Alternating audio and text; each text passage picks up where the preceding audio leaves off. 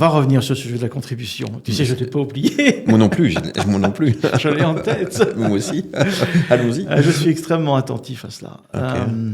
Pourquoi ? Parce que dans la culture anglo-saxonne, puisque j'ai fréquenté beaucoup d'entreprises qui étaient dans ces origines-là, la CTP, la Contribution to Profit, est quelque chose d'essentiel, essentiel. Parce que on considère aujourd'hui dans ces entreprises-là, enfin depuis longtemps, que ce qui est important, ce n'est pas le travail, c'est la contribution. C'est pas la même chose. Et donc, tu peux travailler beaucoup et être un faible contributeur, ou tu peux travailler peu et être un excellent contributeur. Okay. Des choses vraiment différentes. Et aujourd'hui, notamment en France, on a perdu beaucoup cette notion-là. On parle du travail, on discute des conditions de travail, on discute du temps de travail, mais on ne parle pas de la contribution. Et la contribution, il faut savoir qu'elle s'est effondrée. Elle s'est effondrée alors que les indicateurs qu'on nous montre sont des indicateurs plutôt positifs sur toute cette contribution, la profitabilité, tout ça a augmenté. Mais en fait, c'est en trompe-l'œil parce que la contribution et la rentabilité a surtout augmenté, la productivité a augmenté, notamment par toute la technologie. Plus on a mis des outils en place, et aujourd'hui, et demain encore plus avec l'IA, on verra cela, la productivité va augmenter drastiquement avec les outils que nous avons. Mais parallèlement à ça, ce qui s'est effondré, c'est la productivité des humains. Et donc, il est temps de revenir à avoir des compétences et des talents qui sont contributeurs. Et donc, pour qu'ils soient contributeurs, qu'est-ce qu'il faut ?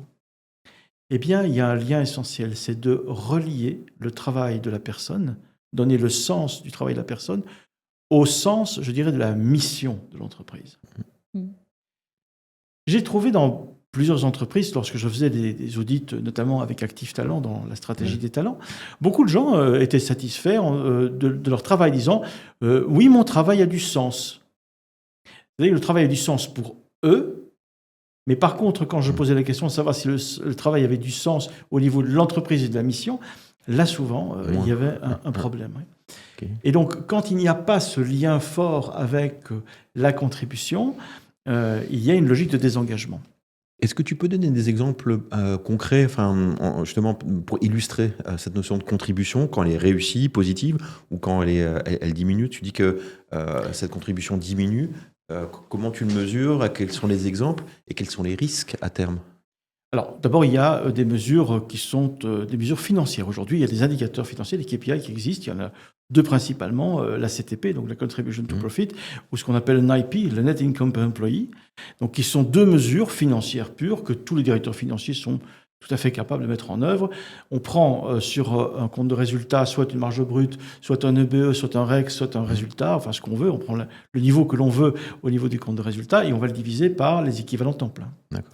Donc, divisé par autant de TP, ça va donner une valeur contributive par personne. Ouais. Et c'est objectif. Et c'est objectif, c'est mesurable, c'est du calcul, c'est factuel. Et tu sais que les faits sont toujours la défaite des doutes. C'est très beau.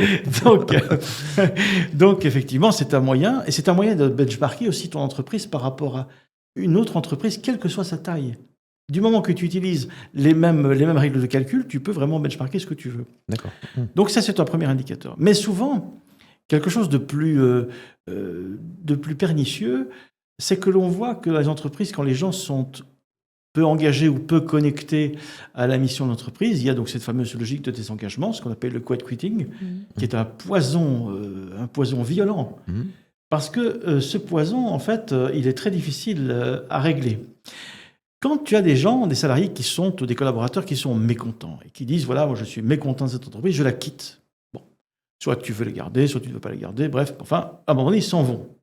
S'ils s'en vont, ça veut donc dire que dans ton payroll, à un moment donné, tu as une place disponible et que tu vas pouvoir remplacer cette personne par quelqu'un d'autre. Ok, c'est pas facile, on est d'accord, le recrutement est compliqué, mais au moins tu as une place dans ton payroll.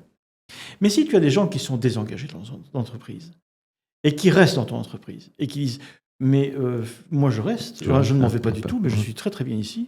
Je ne fais pas grand-chose, mais écoutez, moi j'ai ma fiche de poste, vous comprenez, tout va très bien. Donc non seulement tu vois que la contribution est en train de chuter, tu vois que les projets n'avancent pas et en plus les personnes restent.